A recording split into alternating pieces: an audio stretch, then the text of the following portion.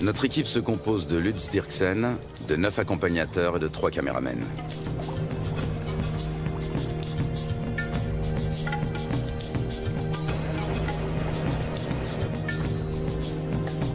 Même en pleine saison sèche, le niveau de l'eau est toujours très élevé. C'est de plus en plus souvent le cas ces dernières années. Pas un seul banc de sable isolé où les animaux pourraient prendre le soleil. Apercevoir des anacondas s'annonce difficile. Le grand anaconda, aussi appelé anaconda vert, vit à l'est des Andes, près des grands systèmes hydrologiques. On connaît bien la vie de ces serpents dans les zones marécageuses du Venezuela, les llanos.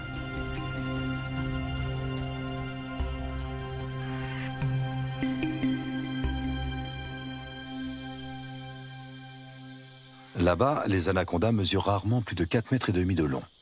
Leur proie préférée, ce sont les capybaras, les plus grands rongeurs au monde dont les dimensions peuvent atteindre celles d'un chien berger.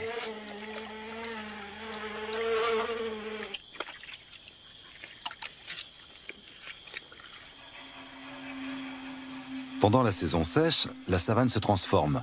Les lacs deviennent de vastes champs de boue durcie.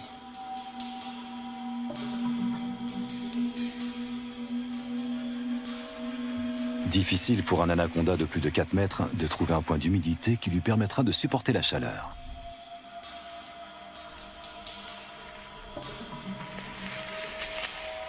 Les petits spécimens ont moins de mal à survivre.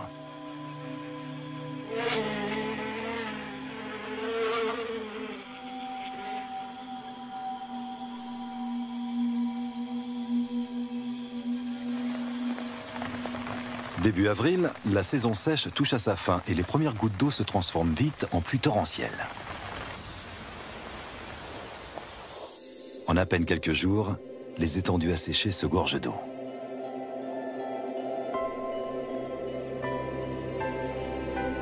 L'anaconda retrouve enfin son élément de prédilection.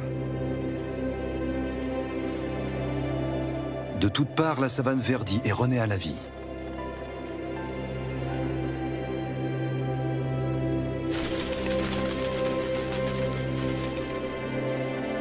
Les anacondas qui vivent au bord du fleuve sont différents de leurs congénères de la savane.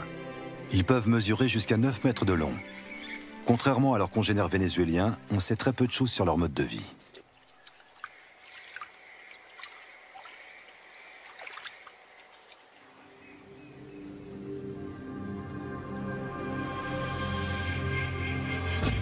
Notre première journée de voyage touche à sa fin à Riwa, le dernier village qui borde la rivière. Un monde sauvage nous attend ensuite.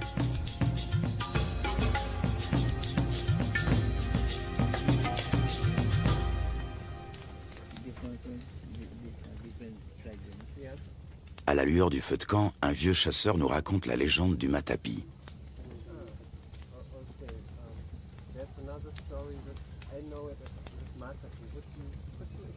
Cet ustensile permet aux femmes d'extraire le jus toxique du manioc. L'idée en est venue à un chasseur alors qu'il observait un anaconda en train de se nourrir. Il a conçu une clé faite de lianes qui imite les mouvements de contraction du serpent en train d'avaler sa proie.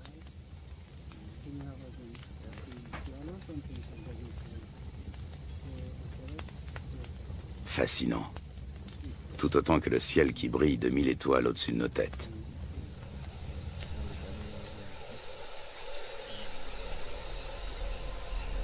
Le grand anaconda appartient à la famille des Boidae. Il tue en enroulant étroitement son corps musculeux autour de sa victime jusqu'à ce qu'elle meure étouffée. Ses dents sont orientées vers l'arrière, ce qui lui permet de la maintenir, sans toutefois la découper. Il n'a donc pas d'autre choix que de l'engloutir en une seule fois.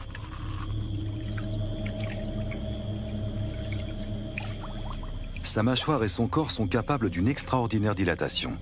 Comme il ne peut déglutir, il détend puis contracte ses muscles. Grâce au mouvement ondulatoire de ses anneaux, il fait progresser sa proie toujours plus profondément dans son œsophage.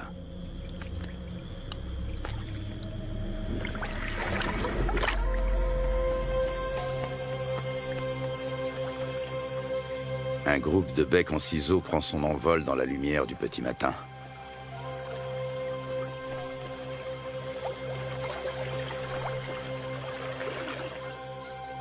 Les bateaux sont chargés.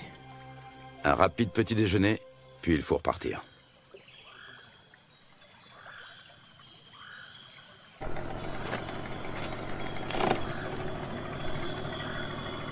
Encore 3 longues journées de bateau nous attendent.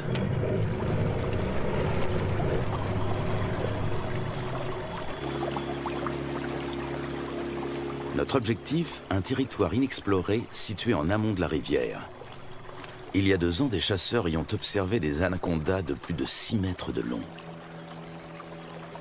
Lutz Dirksen a l'intention de remonter cette piste.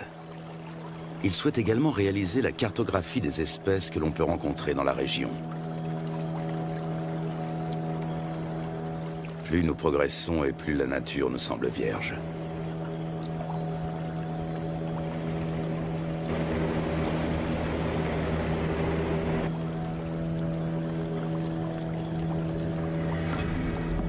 Avec un tel niveau d'eau, les caïmans noirs ont bien du mal à trouver un endroit où se prélasser. Les plus gros spécimens, eux, ont trouvé leur place au soleil.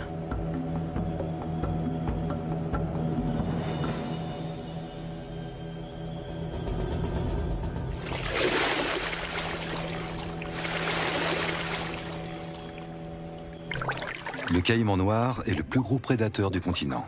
Ses mensurations, 7 mètres de long pour 100 kilos. Des écailles viennent agrémenter sa tête et son dos.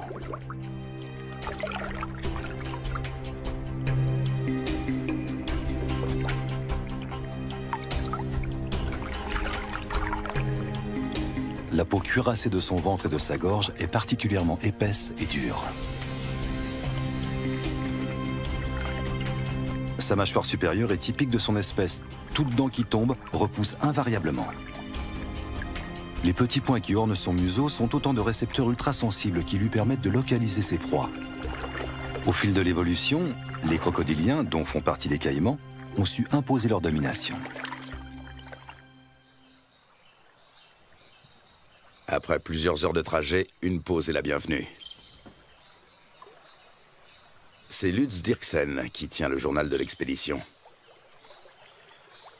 Ses observations précises sur les espèces rencontrées lui seront plus tard d'une grande utilité. Notre campement sur la rive a éveillé l'intérêt des caïmans. Prudemment, mais non sans une certaine curiosité, ils viennent y voir de plus près.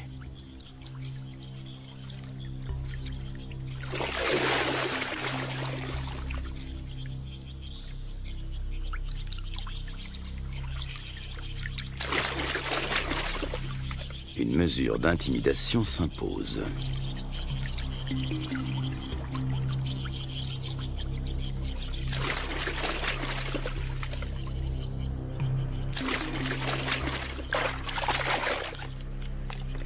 Dans l'eau, le caméraman se fait tout petit.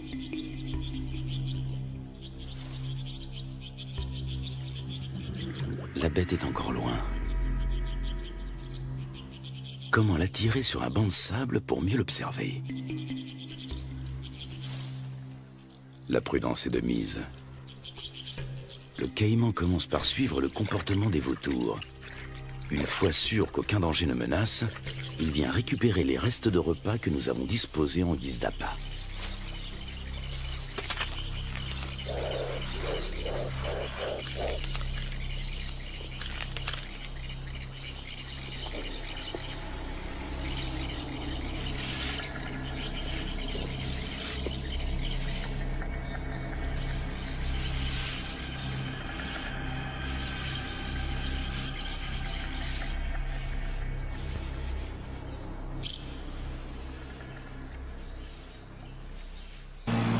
Le voyage reprend à bord de nos 3 bateaux.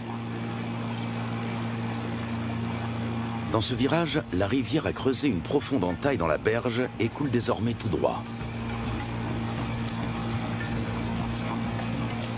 Des vestiges de l'ancienne berge se dressent encore au milieu du courant qui se renforce. Les moteurs des bateaux sont soumis à rude épreuve. Les limites des rivières sauvages varient souvent, formant de multiples bras morts et des étangs.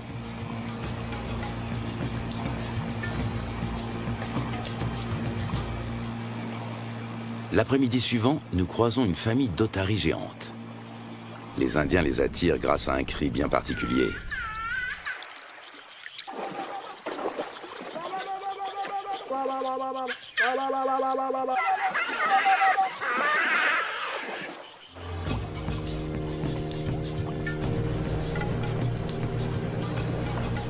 Nous touchons enfin au but. Il ne peut s'agir que de l'endroit dont les chasseurs ont parlé. C'est ici que nous allons nous établir pour partir à la recherche des grands anacondas. Nous remontons notre équipement aussi loin que possible de la rivière. Par temps de pluie, les eaux peuvent monter très vite.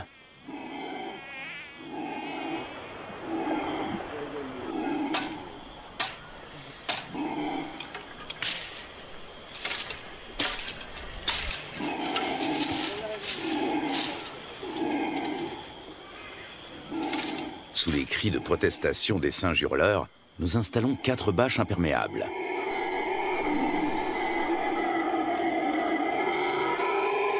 Une bâche pour la cuisine.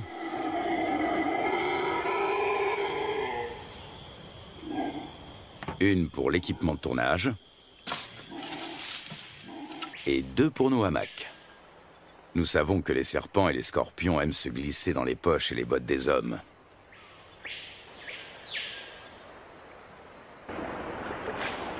Du poisson frais vient compléter nos rations de riz, de pâtes et de haricots.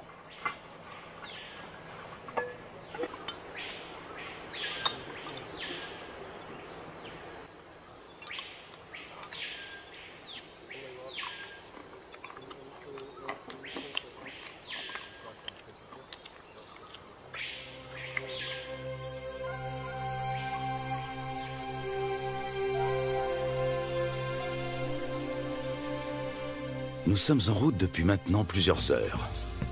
En raison des fortes précipitations, les eaux sont encore très hautes, au point que les branches gênent notre progression. Les animaux n'ont pas besoin de venir à la rivière pour trouver de l'eau.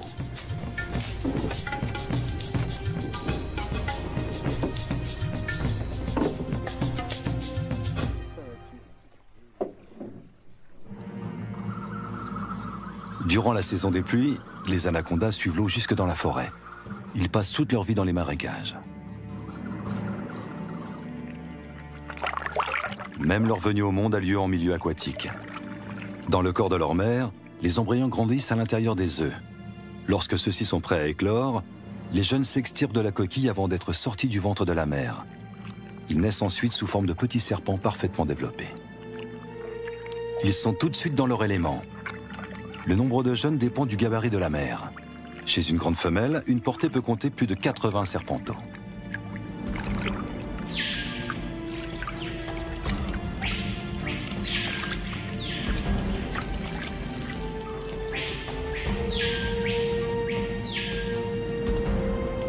Selon les légendes indiennes, les petits dévoreraient leur mère.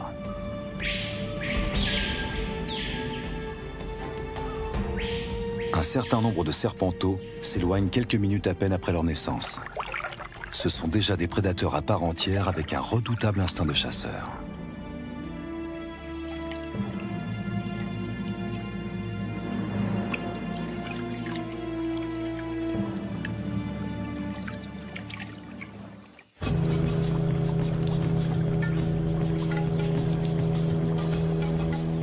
Pour son bain de soleil, cette iguane a choisi une souche d'arbre.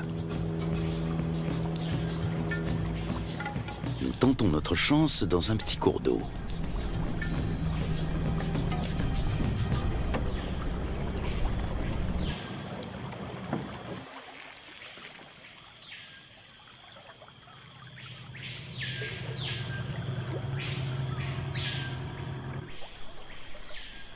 Aux aguets, notre capitaine a repéré un mouvement et attrapé le responsable.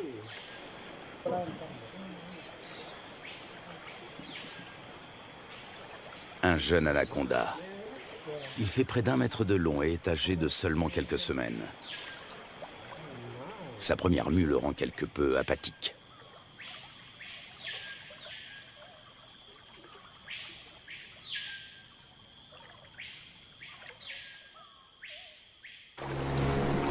De retour à bord du bateau, le soleil se fait brûlant. La saison sèche semble enfin arriver. Il faudra toutefois attendre plusieurs jours pour que le niveau des eaux baisse.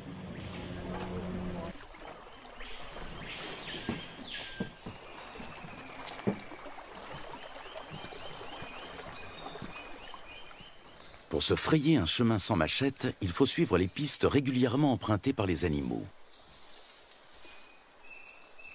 Voici un boa constrictor.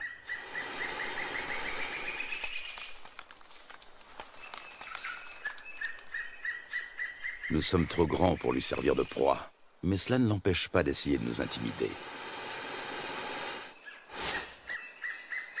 Lutz Dirksen connaît bien le comportement des serpents. D'une main experte, il attrape doucement mais fermement l'animal derrière la tête. Le boa constrictor est un cousin terrestre de l'anaconda. Celui-ci mesure près de 3 mètres. Il s'agit clairement d'une femelle.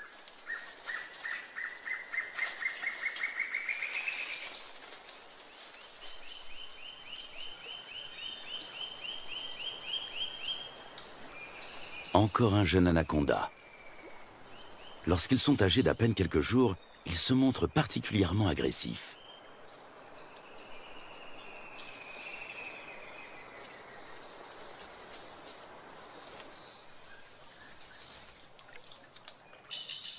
De retour au camp, Lutz Dirksen complète son journal.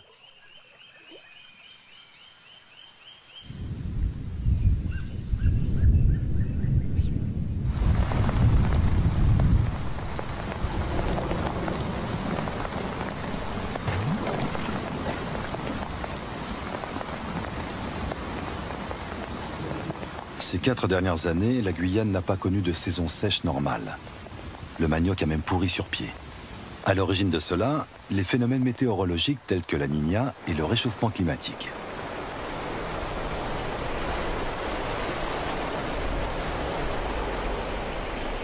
Des pluies torrentielles viennent grossir les cours d'eau. En quelques heures à peine, le niveau peut monter de plusieurs mètres.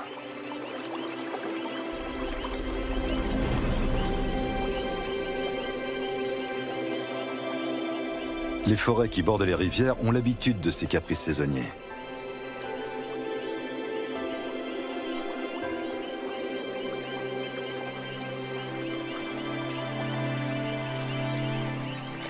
Les caïmans suivent eux aussi l'eau dans la forêt.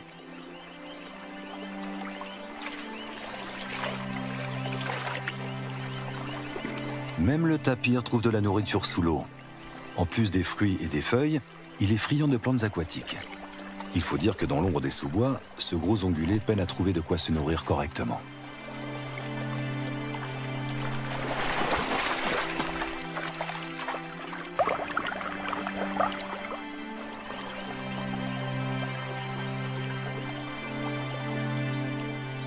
D'autres, en revanche, tentent d'éviter l'eau.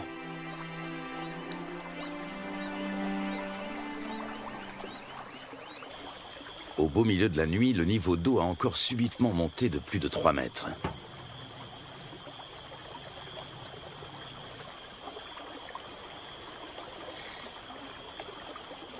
Nous sommes parvenus à mettre en lieu sûr la plupart de nos provisions, et surtout nos bateaux.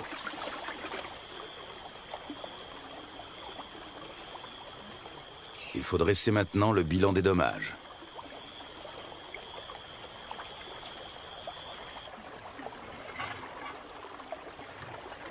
Tout est humide, voire trempé. Même notre matériel de tournage doit être séché.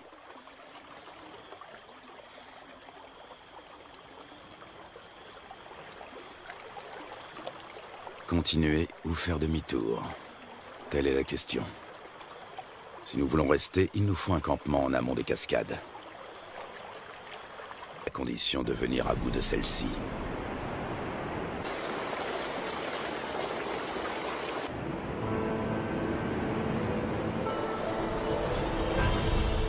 Rapides et cataractes sont fréquents en Guyane. Ils forment un habitat aquatique à part.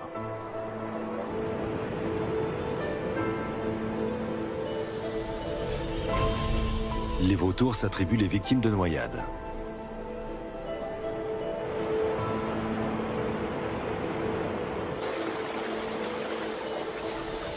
Dans les zones plus paisibles, les hérons se régalent d'escargots et de petits poissons.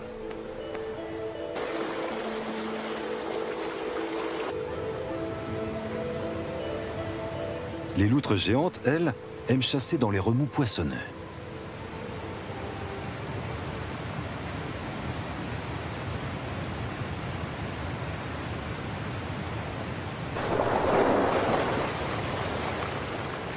C'est là également que l'oiseau serpent vient pêcher de petits silures.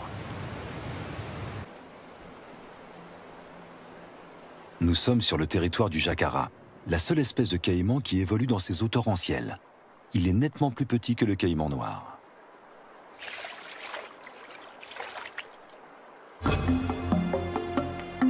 Après en avoir débattu, la décision est enfin prise. L'équipe va se séparer. Un bateau va prendre le chemin du retour. L'équipe de tournage, accompagnée de 6 des guides, va relever le défi et continuer la route vers l'amont. Impossible de savoir ce qui nous attend. Peu de gens se sont déjà aventurés au-delà de ces cascades. Pour y parvenir, il nous faut des troncs d'arbres. Ils vont nous servir à faire avancer les bateaux tout en protégeant leurs coques. Chacun d'entre eux pèse près de 300 kilos.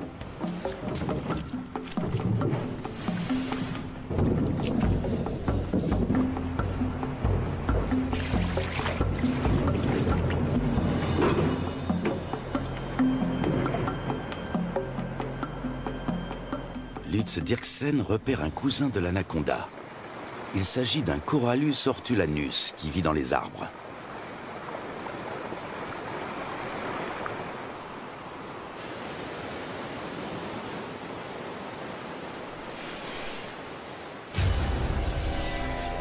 Ce boa de couleur verte est connu pour son agressivité, mais fort heureusement, il n'est pas venimeux.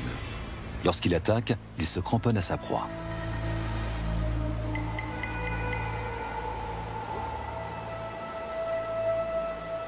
Au niveau de sa lèvre supérieure, on distingue ses fossettes sensorielles. Il s'agit de détecteurs de chaleur qui l'aident à repérer ses victimes, même de nuit.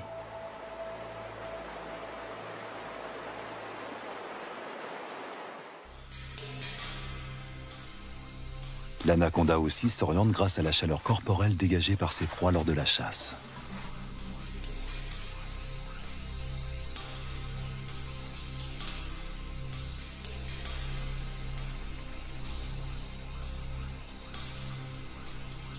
Peut-être distingue-t-il le paca comme à travers une caméra infrarouge.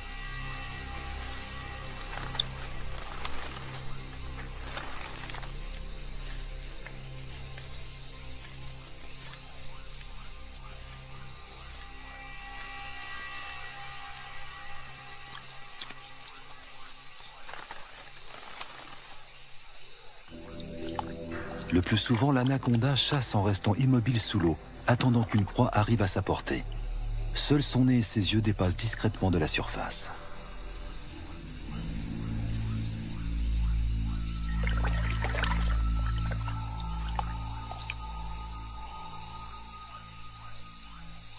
Avec sa langue fourchue, il détecte la moindre odeur.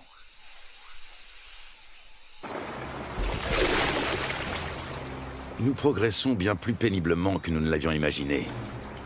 À la cascade succèdent des rapides, puis une nouvelle cataracte, puis encore des rapides. Impossible de naviguer, il y a trop de rochers sous l'eau. Le doute commence à s'installer.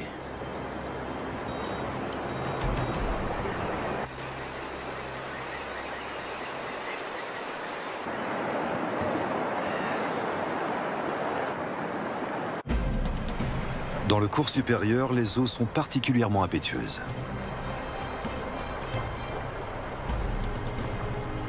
Jalonnés d'îlots et de rochers, de nombreux rapides se frayent un chemin à travers la contrée sauvage. Souvent, ils sont impraticables sur plusieurs kilomètres.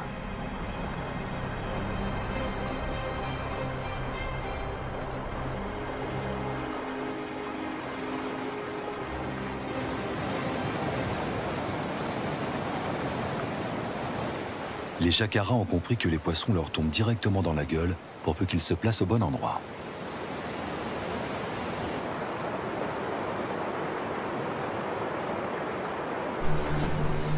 Au bout d'à peine quelques centaines de mètres, une nouvelle cataracte nous ferme le passage. Une fois de plus, impossible de passer.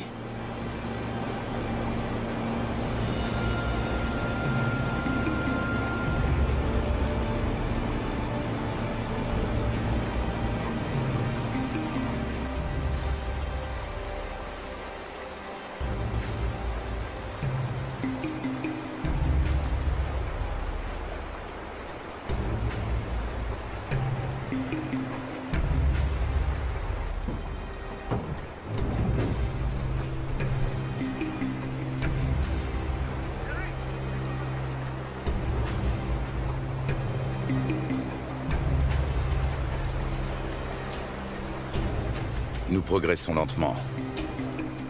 Souvent, la voie se referme et il faut rebrousser chemin pour tenter notre chance dans un nouveau bras.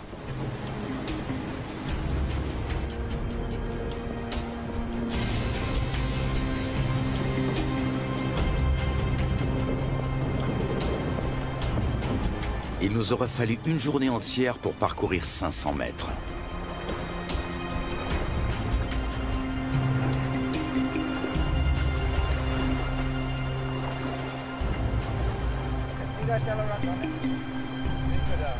Alors que nous nous apprêtons à renoncer, le fleuve change de visage pour redevenir enfin navigable.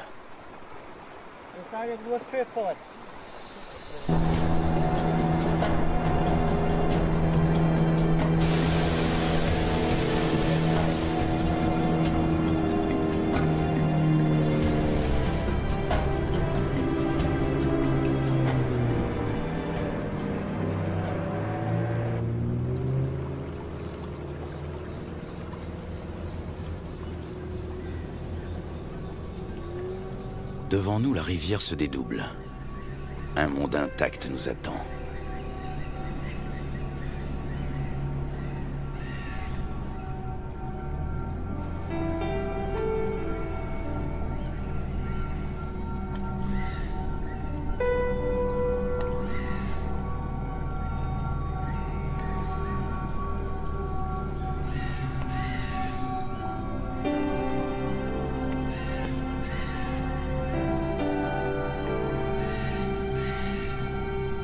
Le lendemain, un nouveau campement est monté. Cette fois, nous espérons être à l'abri des eaux.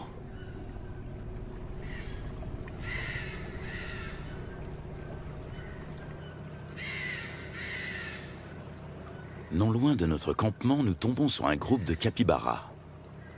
L'un d'entre eux arbore sur le flanc une tache rougeâtre qui ressemble fort à une morsure fraîche.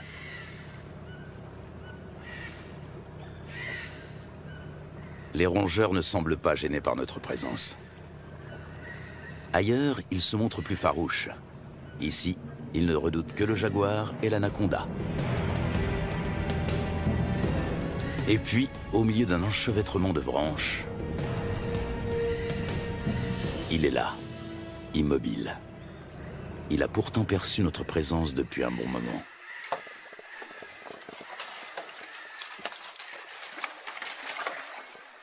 Impossible de l'approcher.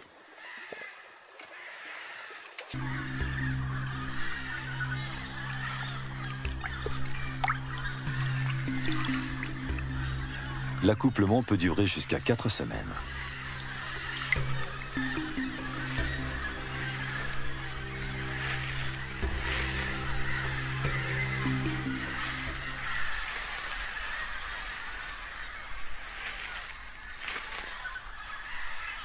Les mâles repartent ensuite, chacun de leur côté.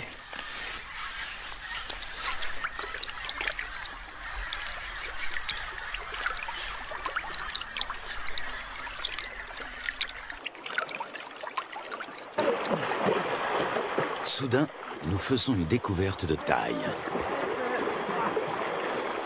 Un serpent géant tout près de la rive.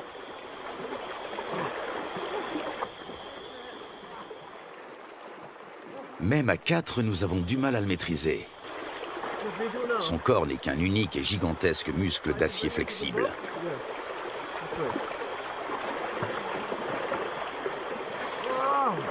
Il doit avoisiner les 200 kilos.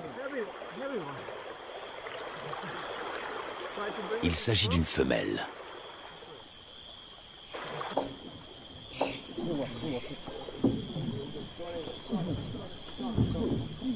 Sur la berge, nous pouvons la mesurer en toute tranquillité.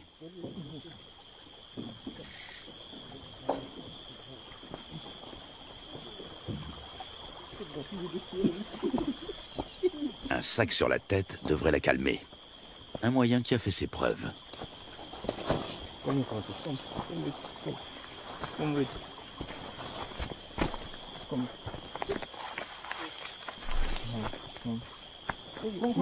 Nous parvenons à la ramener à terre sans trop de résistance. Avec sa taille, elle ne connaît plus aucun prédateur naturel.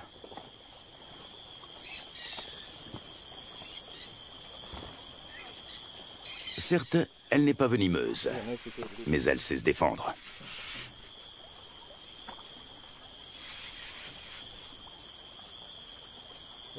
Tenez-la, pendant que je mesure. Une telle géante peut infliger de graves blessures. Une fois refermées sur leur proie, ces mâchoires ne se rouvrent pas facilement. Solides, acérées et orientées vers l'arrière, ses dents sont de véritables crochets. On distingue parfaitement sa trachée située à l'avant de la gueule. Elle lui permet de respirer pendant qu'elle avale lentement ses victimes.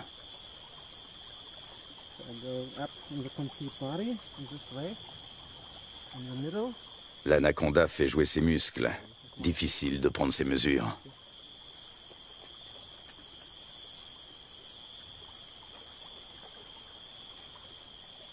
Cette femelle est nettement plus imposante que tous les autres anacondas que nous avons rencontrés au cours de notre voyage. Lutz doit s'y reprendre à plusieurs reprises.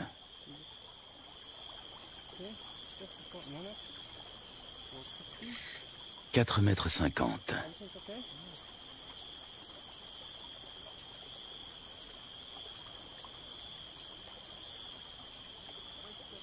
« 5,70 m.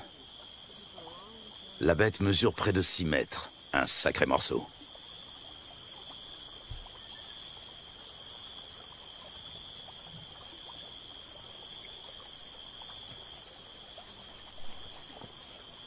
Lutz mesure la circonférence de son corps à l'endroit le plus fort.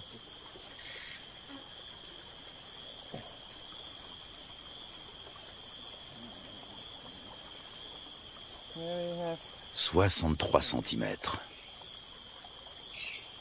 Il s'assure que le dessin de ses écailles correspond bien aux descriptions scientifiques du grand anaconda.